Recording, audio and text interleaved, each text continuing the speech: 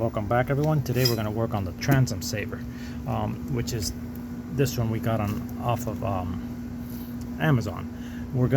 I don't know which application we're going to use, if it's going to be this one or this one, but it brings both options depending on your trailer. On my trailer, as you can see, I have a light down there that I don't use. That light is too far down, so I got to start by removing that light and putting it there.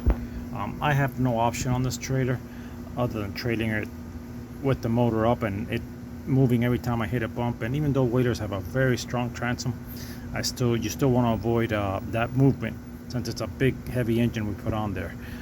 The trailer I got on my boat is very low, as you can see. I did it so that my father and mother, who are elderly, could get on the boat and get out quickly, even if they could get on the boat before I launch it in case the tide is down or something. But basically, yeah, that's we have no option in transporting the engine unless we have it tilted up, and with the transom saver, that's going to help it not move back and forth. So we don't know which application we're going to use, but we'll find out as we start installing it. So let's get to it.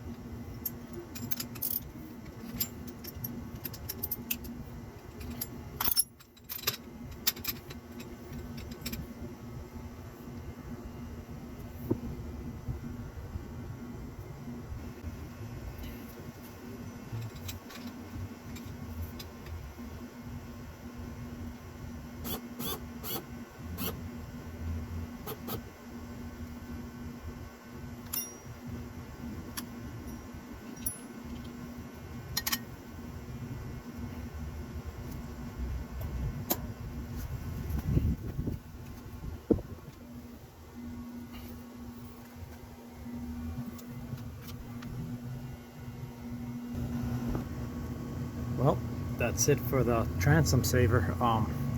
It's really neat how strong the motor feels on there. Now it's really resting on the trailer. Any bump you hit, as you can see, the transom does not move. It's the whole boat, so this doesn't absorb any of the hits. Really nice unit. I'm trying to see if I don't want nothing to rub against my lower unit, but I don't think it is in that position. Anyway, I hope you guys found the video helpful. I recommend it. I mean, seeing how the transom doesn't even move is quite a relief, especially with all the bumpy roads sometimes on the way to the marina. I hope you guys found the video helpful once again, and if remember, you always got to play with these and get the size of how far your beam is. If you have your beam up here, your trailer beam here, you might not even need any of these. You might just bring them close to and the transom saver will be right there. But in my case, it's all the way down there, so I had to really come a long way. But if you know anybody who might find the video helpful, please share it with them. Hopefully we're getting closer to the water when we're already installing the transom saver, so hopefully soon we'll be able to go on that maiden voyage. Anyway, always wishing you the best, and until next video, one love.